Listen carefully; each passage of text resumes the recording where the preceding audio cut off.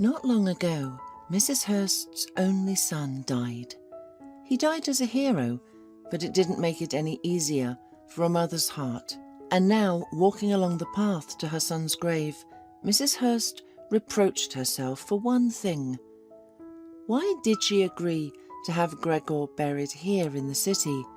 It would have been better to bury him in his hometown, next to his father's grave, where she too would be soon. She didn't have long left, at least that's what the grief-stricken mother thought. Grief had stunned her and crushed her heart, and now it had not let go for 40 days. Yeah, today was 40 days since Gregor passed away. When it came to the question of burial, Mrs. Hurst agreed to his friend Fred's suggestion. Let Gregor rest at the city cemetery. His family was here, his wife, but they never had children with Gregor. Heather was a beautiful, smart woman from a wealthy family. Mrs. Hurst thought that her son and his wife were soulmates. Only at the funeral did she realize how wrong she was. Heather, who was frankly bored of her husband's funeral, didn't even shed a tear. If it weren't for her mourning attire, no one would have believed that she had become a widow. Heather was practically yawning. It was clear that the ceremony was just a burden to her. She didn't even kiss her husband goodbye or stay for the memorial. Neither did her parents. And Gregor died because of a fire in the warehouse where building materials were stored. Gregor was the first to rush to save the workers who were locked in one of the rooms. He saved everyone, 3 labourers, and himself, after inhaling smoke, died in the hospital unconscious. Yes, Gregor was a hero. He had been one since childhood. Mrs. Hurst slowly walked along the path, remembering how her son saved and healed everyone, from cats and dogs to pigeons, at a young age. He always helped the elderly neighbours, whether by watering the garden or running to the store. Well, and he didn't forget about the household chores. He had a kind heart. Mrs. Hurst and her husband only supported their son and often said, "Doing good is right. It will come back to you." They thought he would become a doctor or a veterinarian, but Gregor went to a construction college. Well, it's also a good profession. His parents didn't argue, they were just happy for their son. He was their late child, born when Mrs. Hurst was already over 40, a real miracle. When Gregor was in his second year of college, his father suddenly died.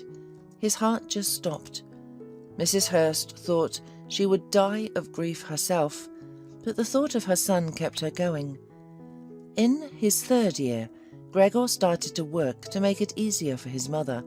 She scolded him, saying that his main job was to study, and providing for him was her concern. She worked as a teacher in the village, earning a little, but what did she need? Everything was for her son. However, Gregor just waved it off. He couldn't just sit on his mother's back and do nothing. So from his college years on, he gradually began to get involved in business. And after graduation, he opened his first construction company, which gradually expanded. Of course, he wasn't a millionaire, but he was able to buy a house, a car, and renovate a house for his mother in the village. She was already retired at the time. And then Gregor got married. Mrs. Hurst didn't like her daughter-in-law at first, a spoiled city girl, the daughter of a local banker. But she didn't have to live with her. The main thing was that Gregor liked her, and everything seemed to be good for them.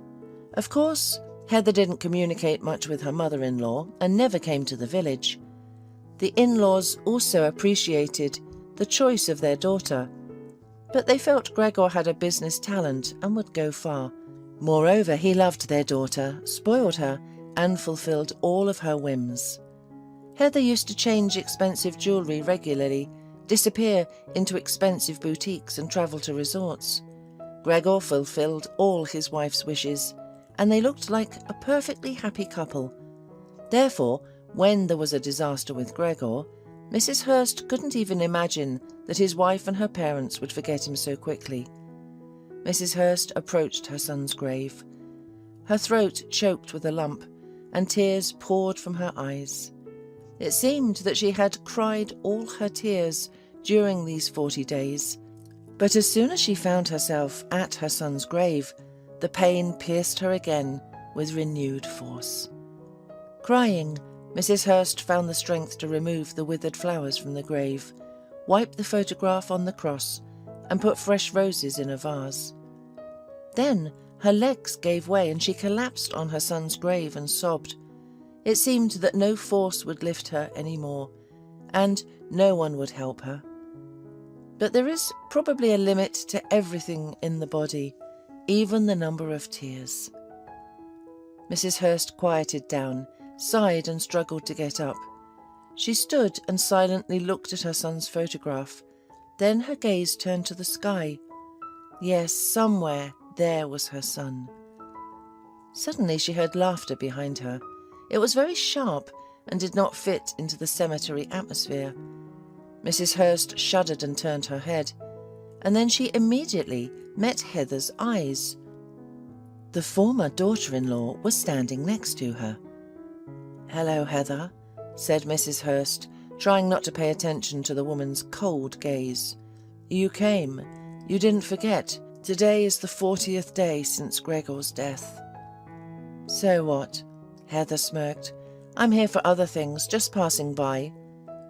Poor, shocked mother was lost for words. Only now did she see that Heather was not alone. A man in an expensive suit was standing next to her. He clearly whispered something amusing to his companion. There was a half-smile on his face now, and Heather was smiling too, and all this ugly, unbelievable scene was next to her husband's grave, 40 days after his burial. "Darling, let's go," Heather's companion said. "I'll just put some flowers on my grandma's grave. It's her anniversary today."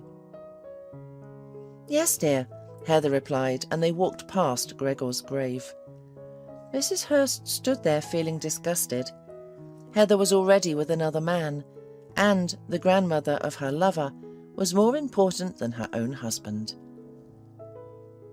"Is that his mother?" Heather's companion's voice reached Mrs. Hurst. Yes, a peasant woman, and her son was the same. Heather waved her hand contemptuously. "And the child? Have you decided what to do with him?" asked the man. "Yes, everything is already decided. I don't need a child from a loser." They talked as if Mrs. Hurst was a Pole or nothing. But the elderly woman, hearing about the child, stirred. She rushed after her former daughter-in-law and grabbed her hand. "Heather, are you pregnant? My dear, don't commit a sin. It's my grandson, the only thing left of Gregor," she said, worried and looking into her daughter-in-law's eyes. But Heather's pretty face was distorted with a smirk. She abruptly pulled her hand out of Mrs. Hurst's hand and said angrily, "What child? You're a crazy old woman. Have you completely lost your mind?" "But you just said—" Mrs. Hurst was bewildered. "Take my advice. Don't listen to other people's conversations." Heather flared up. "Stupid countrywoman, do you think I would give birth to a child from your loser son? Why would I need that?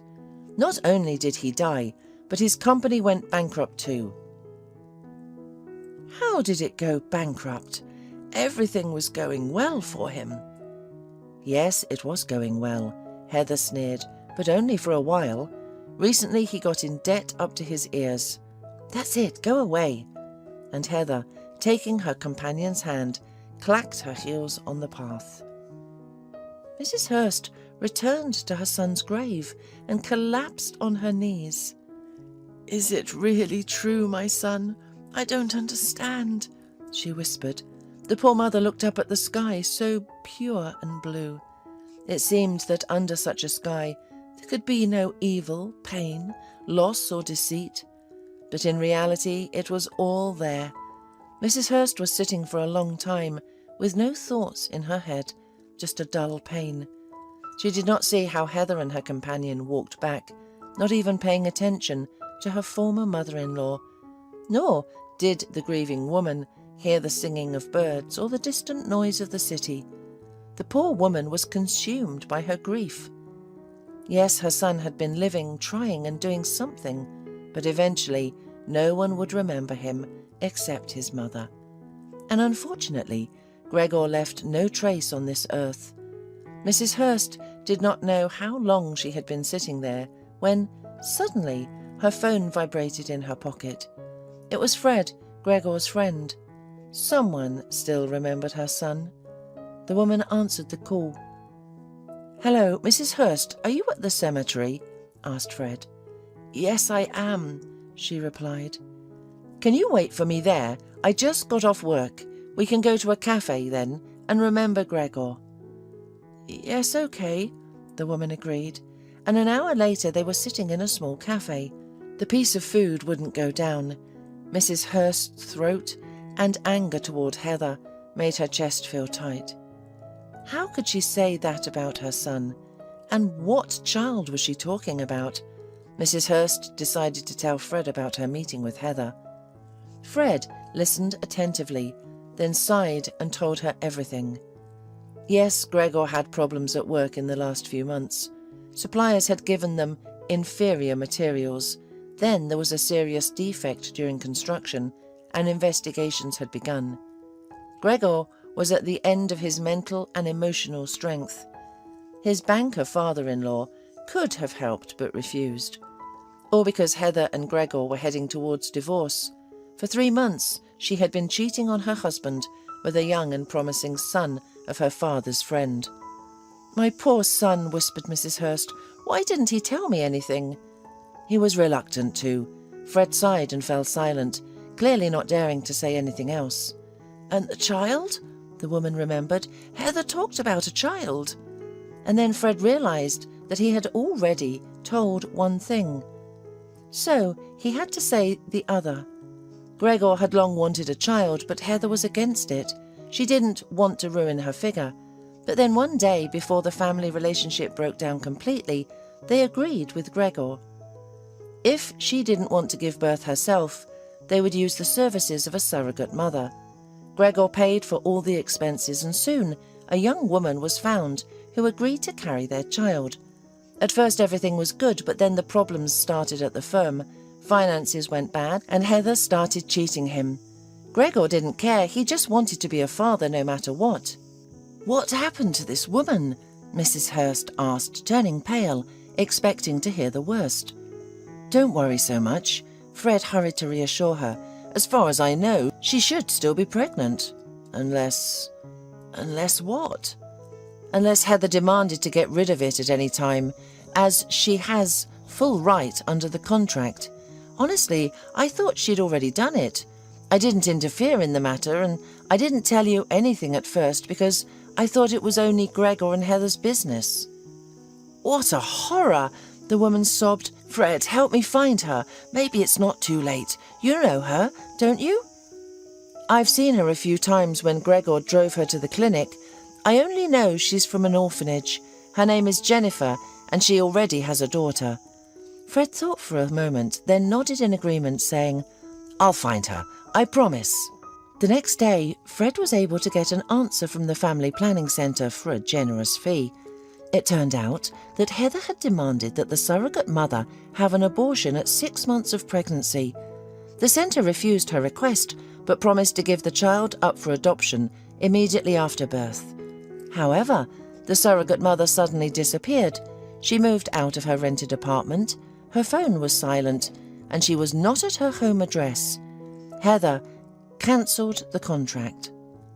Finding Jennifer seemed impossible, but Fred, feeling guilty towards his deceased friend, was able to do it. He used old connections in the police and even had to hire a detective. And so Mrs. Hurst received the cherished address. It turned out that Jennifer had moved to the suburbs and settled with a friend from the orphanage. She ran away from Heather because what the widow of Gregor demanded was unthinkable. To Jennifer's fortune, Heather didn't bother to look for her, deciding that cancelling the contract freed her from the obligations and from the inconvenience of an unwanted child. And now Mrs. Hurst found herself in front of a small, neat house, hesitating to enter. Eventually, she pulled the latch on the gate and stepped into the courtyard. The first thing she saw was a 5-year-old girl sitting by the flower bed and drawing something on the ground with a stick. "Hello, who are you looking for?" the girl asked curiously. "I think your mother," the elderly woman stammered. "Just a moment." The girl nodded understandingly and ran into the house. Soon, a tall, slender woman appeared on the porch with no hint of pregnancy. Mrs. Hurst's heart sank. Did Jennifer get rid of the child after all? "Are you Jennifer?" Mrs. Hurst asked, her voice trembling. "No." The woman looked at the guest suspiciously. "Why do you need her?" Anxious, Mrs. Hurst explained. The homeowner listened, then said that Jennifer went to the market. The answer surprised the old woman. "To the market in the 9th month?" "I can't invite you into the house," the hostess said. "It's not tidy here, but you can wait for her on the bench." Mrs. Hurst nodded obediently, went outside and sat on the bench. Several times she noticed the little girl running up to the fence and seeing her rushing into the house, apparently reporting that she had not left yet. Soon at the end of the street, Mrs. Hurst saw a pregnant woman. She could barely walk, holding a bulky and apparently heavy package in one hand, and the other hand was tightly holding the hand of the girl, the same age as the one who was running in the yard. The pregnant woman approached the house. "Are you Jennifer?" Mrs. Hurst ran up to her. "Yes," the woman said cautiously and sighed, putting down the heavy package. "Who are you and what do you want?" "My name is Mrs. Hurst. I am Gregor's mother." "Why are you here? I have already told you that I will not get rid of the child, and it's too late. And I won't give him to an orphanage." Jennifer's voice trembled and her lips quivered. "My dear, what are you saying? You're so smart. It's good that you didn't listen to Heather." Mrs. Hurst was also nervous, barely holding back tears. "I didn't know anything. I could barely find you." "Why?" Jennifer asked softly. "To tell you that you can rely on me completely. I'll help you, and if you don't want to raise this child, I'll take him," Mrs. Hurst said. "I won't give him to anyone," Jennifer whispered almost inaudibly. "He's mine." She said it and burst into tears. Mrs. Hurst hugged her, trying to calm her down, and she herself burst into tears. "Oh, why are we crying here?" she realized suddenly. "Maybe we should come into the house, although your friend isn't very friendly." When she mentioned the homeowner, Jennifer darkened. "Can I trust you?" she asked. "Completely," Mrs. Hurst assured her. "Then let's step away a bit." Jennifer left the package at the gate and waddled like a duck to the bench across the road. The girl obediently followed, and Mrs. Hurst followed them. They were already sitting on the bench, and when Jennifer's friend looked out from her house, looked unkindly in their direction, took the package with groceries and disappeared back. "Why are you carrying such heavy loads? You're going to give birth soon," Mrs. Hurst remarked. "I have no choice," sighed Jennifer. "Pamela and I grew up in the orphanage together. She was the only one who agreed to take me in, but I have to help her with everything." And Jennifer told her whole story. After the orphanage, she learned to be a cook and worked in a small bakery. Then she met a guy and they fell in love, but he left her as soon as he heard about her pregnancy. Jennifer gave birth to a daughter and lived in a dorm room allocated to her by the state as an orphan. The room was awful. The corners were covered in mold and the ceiling was leaking. Because of this, her daughter often fell ill. The doctors insisted on changing the housing, otherwise Lisa's lungs could develop a disease. But how to find new housing? Rent? She didn't have spare money. And then Jennifer saw an advertisement for surrogacy. She decided that this was her chance to get out of poverty. Unfortunately, she had no other way to save her daughter. The clinic made a contract with her. Customers were found, Heather and Gregor. Pregnancy came and Gregor rented an apartment for Jennifer and Lisa. Finally, she could live a normal life.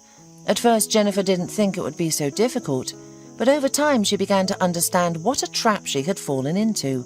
Every day she became more and more attached to the baby she carried in her heart. Yes, She understood that he was a stranger to her by blood, but he was still her baby. One day she confessed this to Gregor, who was the only one involved in her life. His wife Heather had completely distanced herself. And then Gregor confessed that he and his wife were getting a divorce. He promised that he would not separate her from the child. He even hinted at a relationship. Oh, how happy Jennifer was at that moment. And then Gregor died, and Heather remembered about her. She did not intend to pay money for an unwanted baby, and, therefore by deception, brought Jennifer to the clinic. And Jennifer accidentally overheard a conversation between Heather and the doctor about a termination or orphanage. Jennifer was so scared she could not allow it. Jennifer ran away from the clinic, taking her daughter from the kindergarten. She aimlessly wandered around the city, afraid to return to the dormitory or rented apartment, because she understood that Heather would find her there. And then she accidentally met Pamela. They were never friends, just acquaintances. Pamela, listening to Jennifer, offered to help, but it was not for free. In exchange for a roof over her head, Pamela demanded that Jennifer work for her, as a housekeeper or something. Pamela wanted to live like a queen. Jennifer understood that Pamela would eventually kick her out when the baby is born. She won't be able to work at her. And Jennifer was terrified of ending up with 2 children on the street. She would have to go back to her room in the dormitory. But just the thought of the damp, dark room made her want to cry. Besides, Heather could not show up again, so Jennifer felt trapped again. Mrs. Hurst listened to Jennifer, and she was going to help this unhappy woman and her daughter, who looked at her with frightened eyes. "Girls, why don't you come to my village?" Mrs. Hurst suddenly suggested. "I have a good house, a garden. The children will be happy there." "Are you serious?" Jennifer whispered, confused. "I'm nobody to you, and neither is my daughter." "How can you say that?" Mrs. Hurst smiled. "You are the mother of my grandson or granddaughter." "You'll have a grandson." "Well, there you go. My grandson. That means you're my family. And Lisa will be my granddaughter." On the same day, Jennifer, Lisa and Mrs. Hurst left for the village. Soon, Mrs. Hurst's grandson was born at the regional maternity hospital. Now the elderly woman had someone to live for, and she is willing to wait for at least 20 more years before going to the other side.